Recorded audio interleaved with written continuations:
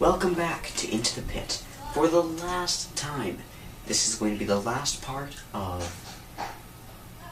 I just completely blanked. What's the last story called again? Count the Ways, that's it, Count the Ways. I knew that. The final part, and then we're going to be starting on Fetch. So leave your predictions for the last story now. I know a lot of you already have, and they're pretty interesting, so don't miss out. This is your last chance. Just kidding. Alright, let's get reading. So it looks like we're back inside whatever bear Millie is trapped in. And he says, "No pity. I always think impaling has a certain dramatic flair. Perhaps something with a little more zing. Electrocution is always a fair option. Did you know that the idea of the electric chair was developed in the 1800s by a dentist named Alfred P. Southwick? He came up with the idea of an electric chair based on his dental chair. That's not exactly comforting to people with dental phobias now, is it? I don't have a chair to strap you into, but I do have the power to shoot a series of strong electrical currents through my body cavity. If the current zaps your heart or brain, you'll die quickly. If it doesn't, you'll have some nasty burns and your heart will go into fibrillation, which will generally kill you if you don't have help. And I think we've already established that you don't have anyone here to help you." Help was a word Millie wanted desperately to scream, but she knew it was a waste of energy. Energy she needed to conserve if she had any hope of survival. "So what do you think, Cupcake? Electrocution? You'd be shocked at how effective it is. An electrifyingly good time." Millie had once experienced a shock unplugging a hairdryer from a wall socket. She had felt the electricity tear painfully up her arm, and for a few minutes was out of breath, as if someone had punched her in the stomach. She didn't want to think about how an electric current strong enough to kill her would feel. "A good time for you, but not for me," she said. On Sunday afternoon, when most other kids were at the mall or the movies or hanging out at one another's houses, Millie walked downtown to the public library. It was about a 20-minute walk, so the walk there and back with an hour or two of browsing and reading, sandwiched in between, was a pleasant way to spend a Saturday afternoon in solitude. Today she roamed the library stacks, looking for suitably dark reading material. She had finished The Call of Cthulhu, and was disappointed that there weren't any more books by Lovecraft on the shelves. "Hey," a voice called behind her. She gasped and jumped, but then saw that it was Dylan. "I didn't mean to startle you," he said. "Hey, did you read that Lovecraft book?"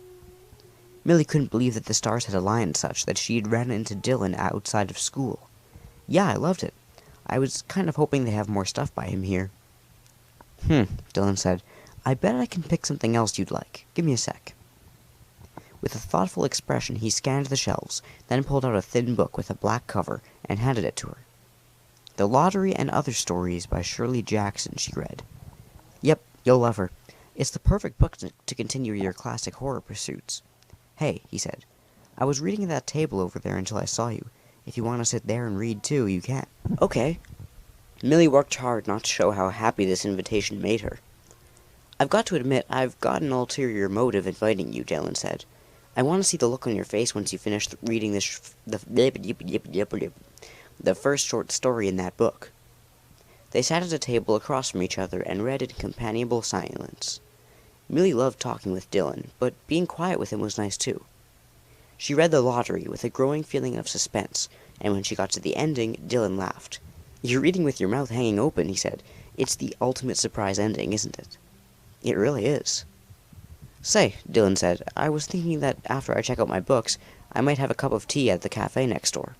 Would you like to do that too? I mean, you don't have to drink tea just because I do. You can have coffee or hot chocolate." "Tea sounds nice," Millie said. This afternoon was turning out to be nice. Surprisingly so. Millie had passed you and me coffee and tea hundreds of times, but had never gone inside. It was a pleasant place with exposed brick walls displaying paintings by local artists. Sitting with Dylan over their steaming cups, Millie said, "I think I might like to be a librarian someday." She had never told anyone this before. She'd always been afraid of getting laughed at. "That would be cool," Dylan said. "You love books." "I love books, and I love quiet," Millie said, sipping her Earl Grey tea. Okay, so I just realized that we can hear my brother practicing trumpet outside. Try not to notice it. Alex, go away, please. Sorry, I guess you'll just have to deal with it. Haha. Okay, back to the reading. School days were better when she knew she'd have lunch with Dylan. She could spend the morning looking forward to seeing him, and the afternoon thinking about what they'd said to each other. Alex, be quiet!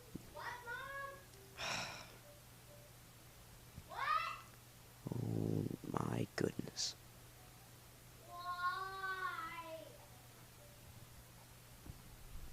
Today, when she got home from school, her grandpa met her in the cluttered living room. I thought we might go to the school holiday bazaar tonight, he said. Instead of his usual cardigan, he was wearing an ugly green pullover sweater decorated with creepy smiling Christmas trees. The holiday bazaar is stupid. Millie rolled her eyes. Just a bunch of people selling ugly Christmas tree ornaments made of popsicle sticks. Oh, I always thought the bazaar was kind of fun when I was a teacher. This year there's a chili supper, and you can choose between meat and vegetarian chili. And there's an all-you-can-eat cookie buffet. Think about those words for a minute, Millie. He paused dramatically. All-you-can-eat cookie buffet. You've really done your homework on this, haven't you? Millie said. She would never say it out loud, but it was kind of cute how excited Grandpa was. I have. I take cookies very seriously. I can see that, Millie sighed. Maybe just this time she could let the old man have what he wanted. The two of them didn't get out much, and it might be good for him to be among other people. Okay, I guess I'll go, even if it's not my thing. Great, Grandpa said. We'll leave in about an hour. He looked her up and down. Maybe you could wear something besides black? Something, a little more festive? Don't push it, Grandpa, Millie said. She couldn't believe she agreed to attend such a lame event. But maybe Dylan would be there, under duress like her, and they could make fun of it together. The school halls were sparkly with Christmas lights, and Millie had been correct in predicting the ugliness of the ornaments for sale. But the vegetarian chili was tasty, and there was an impressive variety of cookies on the cookie buffet, including gingerbread, which was her favorite. After she and Grandpa ate their fill, she wandered the hallways, giving the impression of looking at the craft displays, but really looking for Dylan. She found him in the second-floor hallway, but not in the way she wanted to. Dylan was standing in front of a booth, selling reindeer Christmas ornaments made out of candy canes. But he wasn't alone. He was with Brooke Harrison, a blandly pretty blonde girl who was in Millie's U.S. government class. Dylan and Brooke were holding hands and laughing about some private joke in a very couple-ish way. Millie bit her lip to keep from gasping, turned around, and ran through the hall and down the stairs. She had to find Grandpa. She had to get out of there. She ran into the cafeteria, scanning the crowd for Grandpa's ugly Christmas sweater. Unfortunately, a lot of people were wearing ugly Christmas sweaters. She finally found him next to the drinks table, sipping coffee and chatting with a couple of other old men, who were also retired teachers. These guys apparently shopped at the same ugly Christmas sweater store as Grandpa. We have to go, Millie hissed at him. Grandpa knitted his brow in concern. Are you sick or something? No, I just have to go. Why wouldn't he move faster? Okay, honey. He gave the other old guys a look that seemed to say, they're so emotional at this age, and then said, see you later, fellas. Merry Christmas. In the car, Grandpa said, what's the matter, honey? Did somebody at the school say something that hurt your feelings? Millie couldn't believe her grandpa could be so stupid. Nobody at school said anything about me because nobody at school ever says anything to me. Nobody at this school cares whether I live or die. She stifled a sob and wiped under her eyes to stop the flow of tears. I can remember feeling that way when I was your age. I wouldn't go back to being 14 for anything, not even with all the years I'd get back. The tears weren't stopping. Millie looked out the window and tried to ignore Grandpa. He couldn't possibly understand. Nobody could understand, especially people who got excited about Christmas sweaters and cookies and all that fake happy stuff they filled their minds with to ward off their fear of death. Millie wasn't afraid of death. Right now, death felt like her only friend. My, we certainly are picky, aren't we? The voice said. For somebody who wants the end result, we're awfully fussy about how to achieve it. But there are lots more options. I feel like a waiter talking my way through the menu at a fancy restaurant. The difference is, of course, that one menu gets you fed, the other menu gets you dead. Low, rumbling laughter. Oh, I crack myself up. Since I was talking about food, how about boiling? Did you know that Henry VIII made boiling alive the official form of punishment during his reign? Funny that they call it boiling alive, because goodness knows you don't stay alive for very long. But I could easily flood my insides with water, then use my energy stores to bring the temperature up. First it would feel like a nice warm bath, but then it would just keep getting hotter and hotter. I wonder if you'd turn red like a lobster. Millie sat miserably at the table in the cafeteria, knowing she was doomed to eat alone. She opened an anthology of horror stories she had checked out from the school library. Books, at least, would always keep her company. But then Dylan sat down across from her, acting like absolutely nothing was wrong. "Hey," he said. "How can you just sit across from me like that?" Millie said. He was so casual, opening up his ketchup packets and creating a little red puddle on his plate, like he always did. "Like what?" Dylan said, looking lost. "I sit here every day." "I would think you'd want to sit with Brooke," Millie said. "Brooke has a different lunch period than me." He obliviously dumped a nugget into his ketchup puddle and popped it into his mouth. Millie felt anger rising up all the way from her toes. "So I'm what? Your backup? Her understudy?" Dylan rubbed his face like he was tired. "I'm sorry, Millie. I'm trying to keep up. I really am. But you're not making any sense." Millie couldn't understand how he could be so stupid. "Dylan, I saw you with her at the bazaar last night." "Yeah, so?" She had never felt so exasperated. "You were holding hands. You were clearly together." "Yeah, so?" he repeated. But then a look of realization dawned on his face. "Wait, Millie, did you think you and I were together?" Millie swallowed hard and told herself not to cry. "You noticed me, bought me a book, took me out for tea. Of course I thought we might, in the future, or something." "Wow," Dylan said. "I'm sorry if I misled you. I mean, you're really great, and everything, but I never meant to make you think we were anything other than friends. Haven't you ever had a friend who's a boy?" Hannah had been Millie's only friend, but had abandoned her. There was no way Millie was sharing this fact with Dylan, though. "Of course I have. But, Dylan, you told me I was the only cool person you'd met at school." "I did, but that was my first day. I've met other cool people since." "Like Brooke?" Millie's voice dripped with sarcasm. "What, you don't approve of her?" Dylan said. "She's blonde and basic," Millie said. He stood up. "I think this conversation is over." As the winter holidays approached, Millie's mood became grimmer and grimmer. The cold temperatures and the gray skies and the stripped bare trees all matched her emotional state perfectly. Cheerful holiday lights and plastic Santas on people's houses filled her with anger, and the sound of Christmas carols in stores and other public places enraged her. She felt that she couldn't be held responsible for her actions if she had to hear Winter Wonderland one more time. Holiday cheer, peace on earth, and goodwill were just lies people told themselves. Winter was the season of death. At dinner, vegetable stir-fry for Millie, chicken and vegetable stir-fry for Grandpa. Grandpa said, "So are you excited that tomorrow's the last day before winter break?" "Not really," Millie said. "Listen, I've been meaning to tell you I'm not celebrating Christmas this year." Grandpa's face fell. "Not celebrating Christmas? But why not?" Millie poked at a piece of broccoli with her fork. "I refuse to pretend to be happy on some particular day just because society tells me I'm supposed to be." "It's not about society, it's about family," Grandpa said. "It's about getting together and enjoying each other's company. On Christmas Eve, your aunt and uncle and cousins are coming, and your mom and dad are going to Skype in so they can be a part of things. We'll have a big dinner, exchange gifts, and then we'll have hot chocolate and cookies and play board games." Millie felt nauseous at the thought of all that false cheer. "I'll be here because I don't have any other place to go, but I refuse to participate in the festivities." "Is that a fact?" Grandpa said. He pushed his plate away. "Listen, Millie, you've never been a particularly cheerful child. Heaven knows you were the fussiest baby I've ever seen, and when you were a toddler, your temper tantrums were legendary. But I feel like you're especially unhappy here with me now, and I'm genuinely sorry for that. I'm an old man, and I'm no expert in what young girls like, but I've tried to make things as nice for you as I can. Maybe it would have been better if you had chosen to move abroad with your mom and dad. I know it must be hard to be so far away from them." "I don't miss my parents," Millie shouted, but even as she said it, she knew it wasn't true. Sure, they made her crazy sometimes when they were together, but it was weird having them so far away.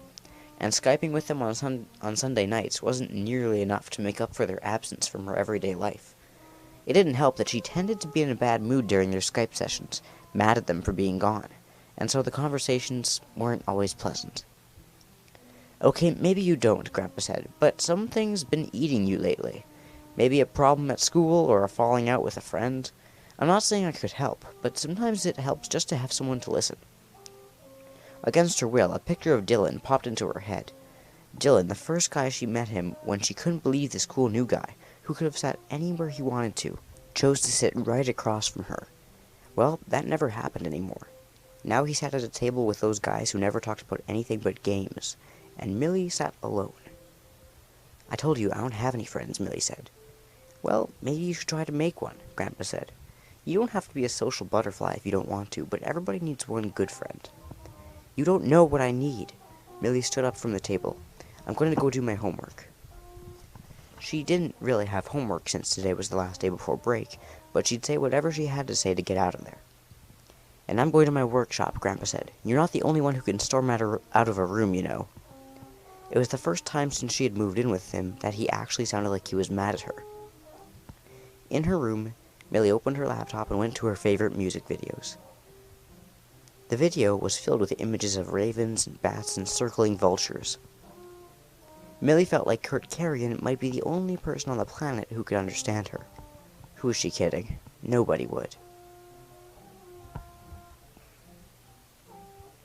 "Please don't boil me alive," Millie said. She had to figure out a way to escape. Suddenly, desperately, she wanted to live. "Not boiling? Well, understandable. By all accounts, it is a nasty way to go. People who observed boilings during Henry VIII's time said it was so sickening they would have preferred to see a beheading. Ooh, there's a good one we haven't talked about yet. Decapitation." He said it like it was such a happy word. "There are many ways to chop off a head, of course, and if the blade is sharp enough, it's fairly quick and painless. That being said, if the blade isn't sharp enough, well, poor Mary, Queen of Scots, had to get 3 hacks with the headsman's dull old axe before her noggin was liberated from her body. The guillotine was nice and clean, though, and didn't require any particular skill on the part of the executioner, which made it easy to get rid of all those rich snots during the French Revolution. They just lined them up and ran them through the guillotine like an assembly line, or rather, a disassembly line." The voice paused again to chuckle. Whoever it was, it seemed to be having a very good time on Millie's expense. "Saudi Arabia, where your parents are, am I right? Still uses beheading as their preferred form of capital punishment. They use a sword, which I find rather stylish and dramatic." Saudi Arabia, Millie thought. Her parents were so far away, so unable to help her, and now, as she was facing down death, she strangely felt more love for them than she ever had. Sure, they were weird and they made strange decisions and stupid mistakes, but she knew that they loved her. She thought of her dad's awful jokes and of her mom reading her story after story at bedtime when she was little. Maybe her parents were different from other kids' parents, but they had always taken care of her basic needs, and they had always made her feel loved and safe. Millie wanted to be safe. "Millie, at least come downstairs and say hello," Grandpa called up the stairs. It was Christmas Eve, and Grandpa had been blasting Christmas music all day long. Tons of Millie's least favorites off-key in the kitchen while he baked the ham and decorated the cookies. From the level of the noise downstairs, Millie assumed that her aunt and uncle and cousins had arrived. This fact did not fill her with joy. Nothing did. Millie reluctantly dragged herself downstairs. They were all gathered around an antique glass punch bowl that Grandpa had dug out from who knows where in this house full of stuff. They were wearing Christmas sweaters, all of them, even her annoying little cousins. Aunt Sherry had on some wearable abomination with a reindeer that had a light-up nose. Uncle Rob, her dad's goofy brother, wore a red sweater with candy canes on it, and Cameron and Hayden wore matching elf sweaters. It was all so hideous that Millie feared her eyes would bleed.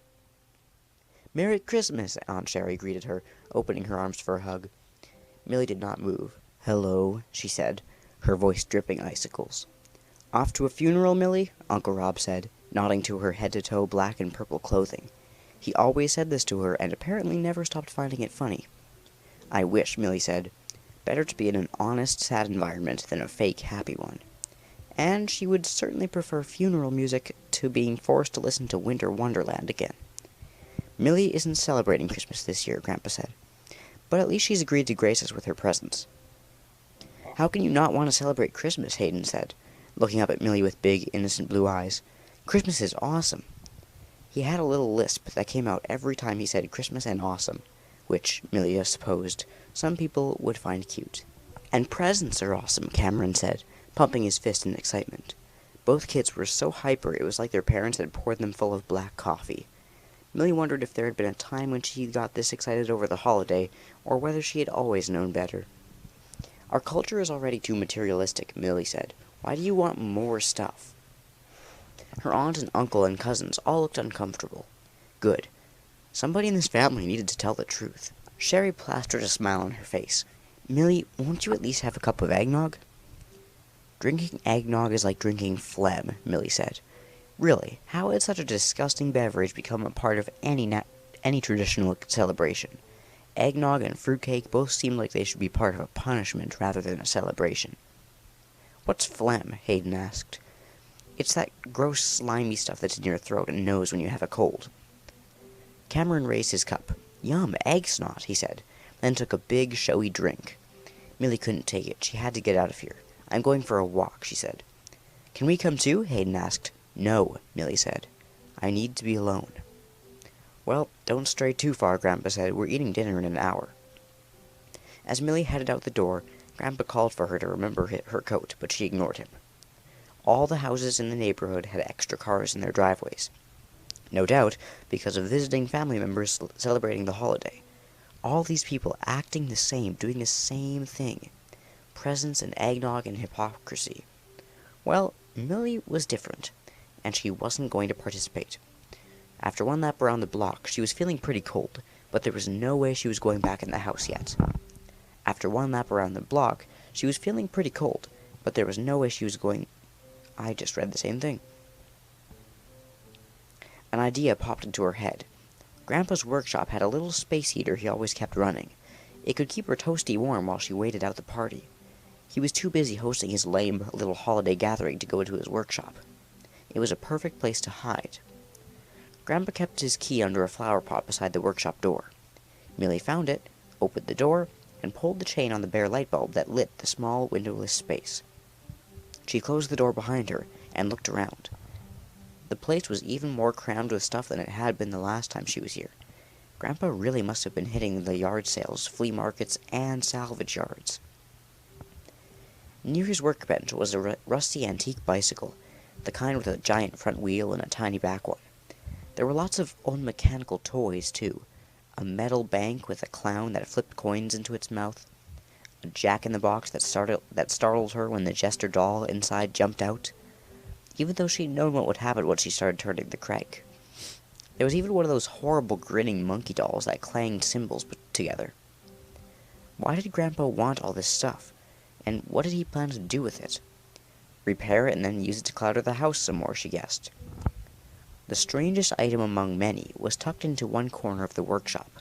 It was some kind of mechanical bear with a bow tie, top hat, and creepy blank grin. It looked like it had once been white and pink, but after years of neglect, it was a dingy gray. It was big enough for a person to climb inside its body cavity, like in those science fiction movies where people drove giant robots. The hinges on its limbs looked as if some parts had once moved. It must have been a figure from one of those old kids' attractions that featured creepy-looking animatronics. Why had little kids ever liked things that were nightmare-inducing? From outside the workshop, Millie heard laughter and yelling.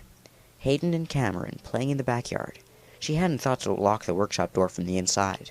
What if they tried to come in? She couldn't let them find her. They'd go tell the adults, and then she'd get dragged back into the house and sentenced to more mandatory celebration. Millie found herself staring at the old animatronic bear, not just a curiosity now, but as a potential solution to her problem. She opened the door to the mechanical bear's body cavity, crawled inside, and shut the door behind her. Darkness enveloped her.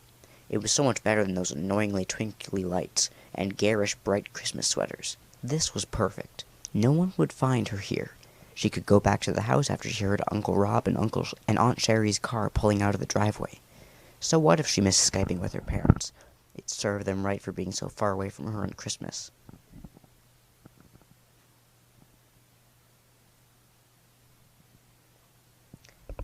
I don't have a sword like a Saudi Arabian executioner, silly Millie, the voice said, but I do have a sharp sheet of metal I could pass through the chamber. It could pass at the level of your throat, or it could hit you lower and bisect you. Ooh, and bisection is a sure way to go either.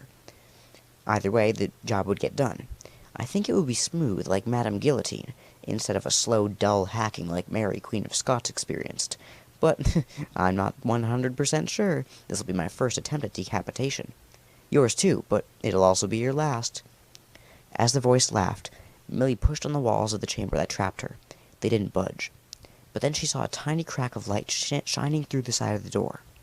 Maybe if she could slip something, a tool of some sort, into that crack, she could somehow pry the door open. But what could she use as a tool? She took a mental survey of her jewelry. Her earrings were too small and breakable, and her necklace was an unhelpful string of jet beads. But there was the silver cuff bracelet on her wrist. She pulled it off and bent until it was ruler straight. The end seemed like the right size to slip into the crack in the door, but she was too afraid to test it, too worried that her captor would notice. "Millie," the voice said, "are you still with me? A decision must be made." Millie thought. If she lowered her head and curled up into a ball when the blade shot through, it would miss her. She'd have to be quick, though, and make sure she got her whole head out of the way, or else she'd get scalped. If the blade came through lower to bisect her, she'd really have to flatten out in the bottom of the small space. "Is there any chance you could just let me go?" she asked. "Anything I could give you in exchange for my life?" "Lamb chop, there's nothing I want from you except your life." Millie took a deep breath. "Okay, then decapitation it is." "Really?" The voice sounded tremendously pleased. "Good choice. It's a classic. I promise you won't be disappointed." The low, rumbling laugh.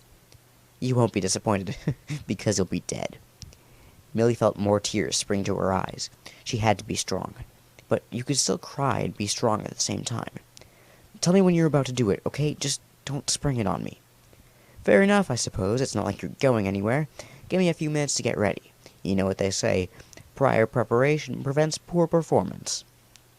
The chamber shook and rattled, then the animatronic's eyes rolled back outward, away from the chamber. Millie waited, her heart pounding. Why had she ever wished for death? No matter how hard life could be, how depressing or disappointing, she wanted to live. If nothing else, she wanted the chance to apologize to Dylan. She curled into as tiny a ball as she could, tucking her head under her arms. She hoped harder than she'd ever hoped for anything that she was low enough to miss the blade. "Millicent Fitzsimmons, you are hereby sentenced to die for the crimes of humanity." "Wait," Millie said. "What does that mean, crimes of humanity?" "You," the voice said, "have been rude and quick to anger. You've rushed to the judgment of others. You've been insufficiently grateful to those who have shown you nothing but love and kindness." The voice was right. Different incidences of her own rudeness and ingratitude played in her head like scenes from a movie she didn't want to see. "Guilty as charged," Millie said. "But why are those crimes I have to die for? Those are crimes that everybody's guilty of from time to time." "True," the voice said. "That's why they're crimes of humanity." "But if there's something all humans are guilty of, then why do I have to die for them?" The voice didn't answer, and Millie felt a small tingle of hope. Maybe she wouldn't have to take her chances by curling up on the floor of the cavity. Maybe she could talk herself out of this. "Because," the voice said, "you're the one who crawled into my belly." Whimpering, Millie made herself as small as she possibly could in the bottom of the cavity. If she got out, she was going to make a point to be nicer to Grandpa. He really had been good to her, taking her in and putting up with her moods and teaching her how to cook, and teaching himself how to cook all those vegetarian recipes. "In the spirit of the French Revolution," the voice said, "I will now do a countdown in French before releasing the blade. 1, 2, 3. Quick as a shot, the blade sliced through the chamber. Grandpa brought out a platter of sugar cookies and set them on the coffee table. "I'll be right back with the hot chocolate," he said. In the kitchen, he finally broke down and called Millie's cell number. Her phone rang from the pocket of her jacket that was hanging on the coat rack in the hall. Oh well, she would come back when she felt like she'd proved her point. He hated to think of her being outside without a jacket, though. It was pretty chilly out there. Grandpa poured 5 cups of hot chocolate, and topped them each with a generous handful of mini marshmallows. He carried the steaming cups on a tray into the living room. "Who's ready for presents?" he called. "I am," Cameron shouted. "I am," Hayden shouted, even louder. "Do you think we should wait for Millie?" Sherry asked. "She's not celebrating Christmas, remember?" Rob said. "Why should we wait for her if she decided to be a brat?" Grandpa didn't like the word brat being used to describe Millie. She wasn't a bad kid. She was just at a difficult age. She would come around. He crouched under the Christmas tree and arranged all the presents in a big pile so they'd be there for her when she came back.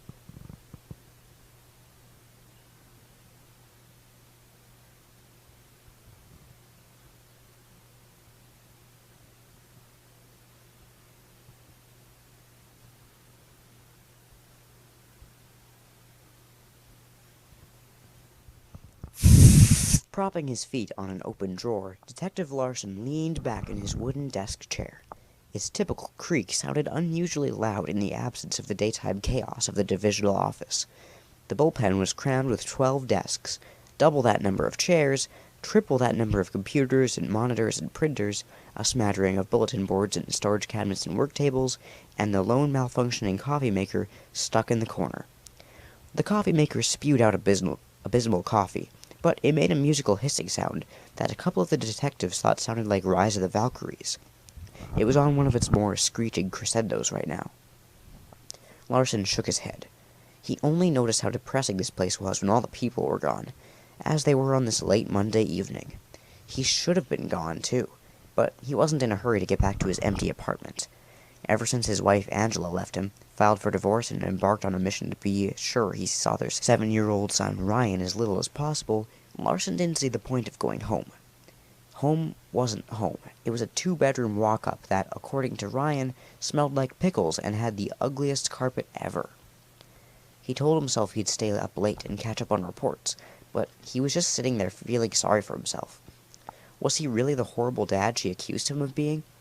Sure, the job forced him to miss a lot of Ryan's games and school events. Yes, he'd broken a lot of promises to his son. "I'll be home in time to throw the ball, Ryan," turned into, "Sorry, I got a new case." "I'll take you camping this weekend," turned into, "Sorry, the chief called me in." "He's your son, Everett," Angela kept saying to him before she left. "He's not an afterthought. He should be your reason for being, not something you'll get around to someday." Angela just didn't understand. He loved his son, of course, but this job just wasn't a job. Yep, he was definitely feeling sorry for himself. Not the best use of his time. Larson shifted, trying to find the ever-elusive, comfortable position in his desk chair. He looked around at the place where he'd spent 2/3 of his life over the last 5 years. It really was a bleak room. Dingy beige walls, flickering fluorescent lights, scuffed gray linoleum floor, all that furniture in perpetual disarray. Were detectives so lowly that they deserved such surroundings, or were they just too darn busy to do anything about it? Larson shifted his gaze to the line of narrow windows that marched along the outside wall of the room. At the end of the row, he noticed a skinny ivy vine growing through the gap in the window frame, in between the gap in the window frame and a dirty window that let in the sickly yellow glow of a street lamp. "There's my favorite sucker." Larson suppressed a groan. That's what he got for not going home. "Chief," he said. Chief Monahan wended his way through the empty desks, wrinkling his nose when he passed Detective Powell's monument to slobbery. "What is that stench?" The chief looked down at the piles of paperwork and empty food containers. "Don't know. Don't want to know." From where Larson sat, the office smelled like disinfectant. His partner, Detective Roberts, whose desk faced Larson's tidy domain, sprayed the stuff incessantly to mask whatever it was that seemed to have died in Powell's desks.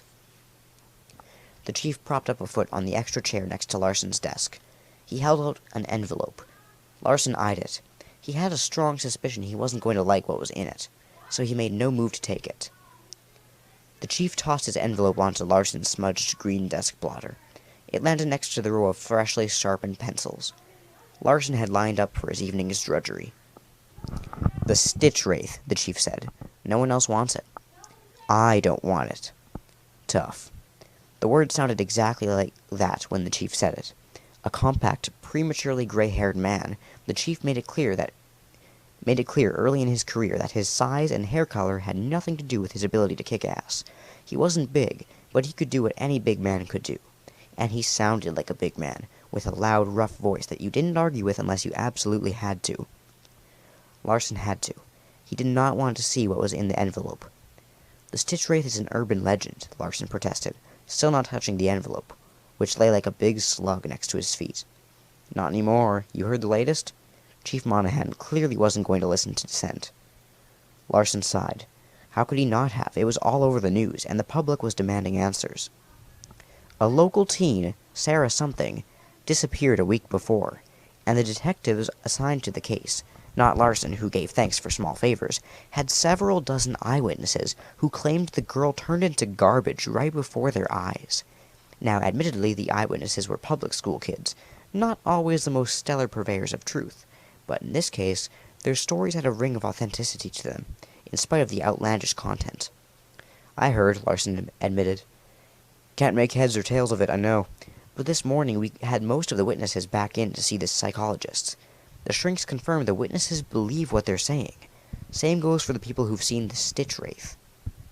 Larson rolled his eyes, then said in a deep voice, A strange, cloaked figure roaming the streets. He returned to his normal, unremarkable voice. Did I go to sleep and wake up in a horror flick? The chief snorted, then indicated the envelope with a shift of his square jaw. You haven't heard the best part. Open it. Larson took a deep breath and put his feet on the floor. He tipped his chair forward. It creaked again, this time louder, as if it, too, had no interest in the Stitch Wraith and needed to voice its own objection. Larson picked up the envelope. Pulling an inch-thick stack of papers from it, he flipped through a few witness reports. Like the school kids' reports, these witnesses' testimonies all sounded similar, though they still had enough detail to diminish the possibility of a hoax. The Stitch Wraith, witnesses said, was a shrouded figure in some sort of cloak, cape, or hooded coat. It had a lurching walk, a complete disinterest in others unless bothered, and an obsession with dumpsters and trash bins. It was usually seen dragging garbage bags full of no one knew what. He'd heard all of this before. He and most of his fellow detectives had dismissed it as bunk. Setting aside the witness reports, Larson flipped through the next few sheets in the envelope. They were all suspicious death reports. Larson kept his face blank as he read, and he was glad the chief couldn't see the frisson of dread that skittered along his nerve endings. He felt like the reports dropped a stone into the pond of his life, and now their impact was rippling inexorably outward toward some future he wasn't going to like. Larson flipped through the stack. 5? 5 withered bodies with eyes that bled black down the sides of their face? More of that? The manner of death wasn't new to Larson, unfortunately, but he'd only known of one victim, and he didn't know it had anything to do with the Stitch Wraith. Chief Monahan shrugged. Larson read more carefully. 2 of the dead men found had impressive criminal histories. Larson recognized one of the guys. He'd collared him for assault a few years back. He separated out the 2 reports and tapped them. I bet these 2 tried to mug the guy. The chief, who had finally sat down in Larson's visitor chair, nodded. I agree. He leaned forward and pointed to a stack of photographs Larson hadn't looked at yet. Look at those. Larson flipped through the photos taken from security cameras near the Stitch Wraith sightings. He squinted at one that showed the figure pulling what seemed to be a mannequin's torso from a dumpster. What the heck is he doing? The chief didn't answer. Larson kept going through the photos. He stopped again. From under the hood of what looked like maybe a long trench coat, a bulky white face peered out at the night.